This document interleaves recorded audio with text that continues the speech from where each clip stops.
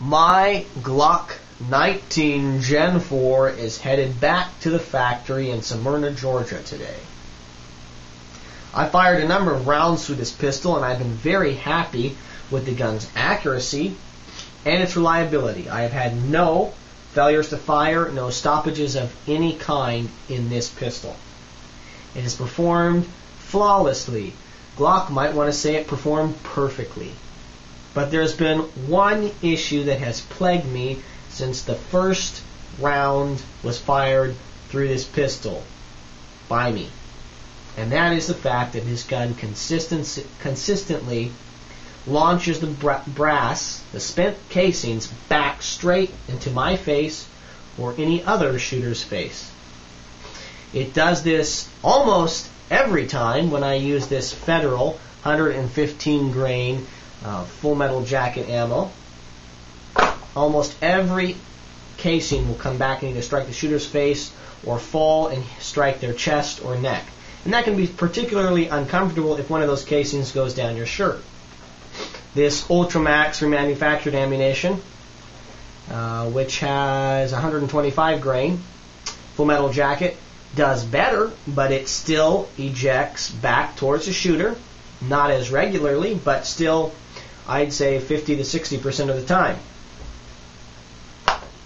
This American Eagle ammo, this is 147 grain full metal jacket flat point, does much better, but still I can consistently expect that a number of rounds out of 50 will eject towards the shooter and strike their body, particularly their face and neck. This Blazer brass ammunition, which is closer in price point towards the Federal, more around the range of $12, does well. It probably has functioned the best, probably equally with this American Eagle ammunition, but still the casings eject back and towards the shooter, striking the face and the neck. And so I am sending my Glock 19 Gen 4 back to the factory. I fired through this gun 400 rounds plus, probably closer to 450 or almost 500. These are the boxes of ammunition. I kept them, the empty boxes, so that I would know exactly how many rounds I'd fired through this excellent pistol. And I have videos up of me shooting this gun, range reports 1, 2, and 3 by me, Glock 19 Gen 4, range report 1, 2, and 3 by TheGearTester. And I'll document, in those videos you'll see that I have documented the cases ejecting back towards me. And I was disappointed. See, I had a Glock 27, that's a 40 caliber subcompact Glock. It's basically the Glock 19, same exact dimensions except that a number of centimeters have been removed from the barrel and from the main portion here, front of the gun, and then the pistol has been cut here basically, making a much smaller grip, maybe easier to conceal in many people's minds. And I liked the Glock 27. It was very, very reliable, but it was very snappy, and I had a very hard time being accurate with the gun. Follow-up shots were hard, and I sold that gun and kind of washed my hands of Glock. And then, a number of months after I had done that, I purchased this magazine, the Glock Auto Pistols Buyer's Guide for 2012, and I started reading through this magazine. And it talked lots and lots about a number of different police agencies who had, both in the United States and in Europe, who had adopted the Gen 4s and liked them, and they were running reliably for them. And I said, hey, I think Glock's probably got this problem worked out. It's been 2 years since they released the Glock 19, the Glock Gen 4s, the first Glock Gen 4. Surely they've gotten this fixed. I had actually fired a Glock 19 Gen 3 at a range. I had rented the pistol and fired it, and had liked the lower recoil and been able to stay much easier on target. The follow-up shots and my accuracy was better with that Glock 19 Gen 3. So I headed down a couple months ago and I purchased this firearm. And I liked the coloration, this flat dark earth. They just come out. I liked the gun. I liked the way it looked. I liked the way it felt. I liked the back straps, the better kind of checkering here on the grip, and I purchased this firearm, and my problem started with it. So I'll be filling out this paperwork today. Glock sent me a shipping label, and I will be sending my Glock 19 back to the factory. Some of you may be wondering, where is the perfection? And you'll see right here, if I'm not mistaken, you will see that Glock still claims that they have perfection. And just zoom in here. See there? Glock perfection right there. On some of the other paperwork they sent me, it said 25 years of perfection.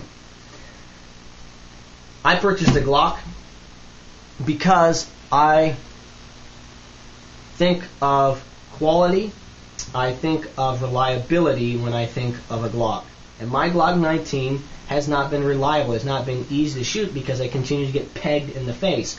If you'd like to experience what it's like to shoot this particular pistol with the problems I'm having, you take a car antenna or a thin stick, have your friend stand in a safe position, and as you fire your pistol, have him strike you in the face and the neck every other round. That's what it's like to fire this pistol.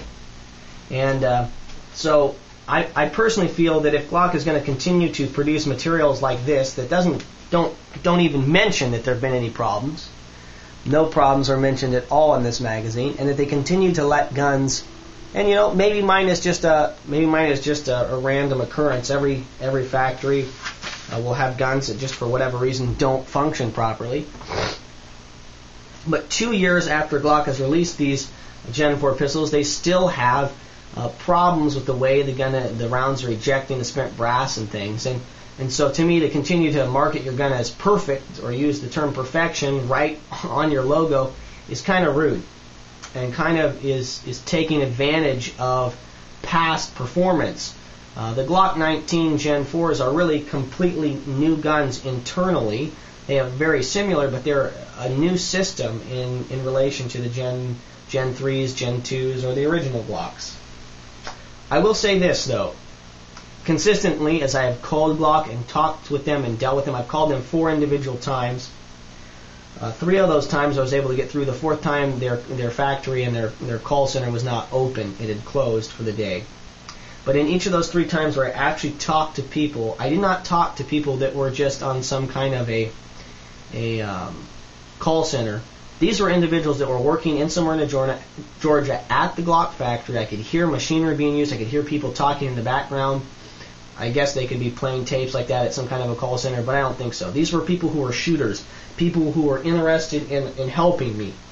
And in each of the 3 cases, I talked to individuals, and I did so because I wanted to make sure I had all the right parts. This gun has all the updated parts currently, as of the middle of 2012. And so, I've been very, very impressed with their customer service and with the way they've reacted to me. Nobody has been rude. They've done a very nice job. Much better than some of the other companies, as I've had problems with firearms dealing with them and their customer service. Glock has been, in my personal view, just excellent. And so this pistol is not perfect. It has some problems, but their customer service and the way they've taken care of me has, in many ways, resembled what I would call perfection. So in that case, I'm very happy with Glock. And if they get this gun back to me and it's reliable and it's not hitting me in the face every other round, I'm going to be very, very happy. I'm happy because this gun is very, very accurate. I'm going to roll in some targets here. Get these out of the way. And this is one of the reasons that the gun, I've hung on to the gun. I could have sent it back right away, but I enjoyed shooting it so much. It was cheap to shoot it. I really got this firearm as a recreational firearm, not for self-defense or anything like that. I purchased it because I wanted to be able to shoot cheap, inexpensive centerfire ammunition. And you can see here, these are some of my first targets that I shot at 7 yards by me, TheGearTester, a couple of months ago. You can see here, this grouping, another 5 rounds up there. And then here, some more shooting, 15 rounds at 7 yards, 15 rounds at 7 yards, and then 5 rounds at 7 yards. This was hotter ammunition, a different kind. Some Hornady tap ammo, I believe. And I've been really, really happy with this gun's accuracy. It gets more and more accurate the more I shoot it. As I learn how to use and manipulate the firearm, the gun is accurate. It has been very, very reliable in the sense that it hasn't had stoppages or failures to fires. It has fired everything I put in it. It just ejects those spent casings right into my face, and that's been the problem. But I've struggled with the idea of sending this back to Glock because I like the pistol so much. But it's uncomfortable and in some ways unsafe to fire this gun because those spent casings come back. Many of them have come back very softly. The last time I fired this gun, however, a couple casings came back very, very hard and pegged me right in between the eyes and right below the eye, very, very, very forcefully, with a lot of power. And I realized, hey, I could hurt myself. I need to be wearing eye protection, but I don't always do that. I always have ear protection in, but the reality is that I could hurt myself here. So my Glock 19 Gen 4 is headed back to the factory. You may want to check out my range reports 1, 2, and 3 on this pistol. And I would encourage you to subscribe to my channel. And once I get this gun back from Glock in the next 4 to 6 weeks, I'll definitely post a video of some continued shooting of it, range report 4, maybe 5, and then a tabletop review. If you like this video, I would encourage you to subscribe to my channel for more quality video reviews of shooting, survival, and outdoor gear and equipment. Thank you so much for your views and your subscriptions. This is the Gear Tester signing off.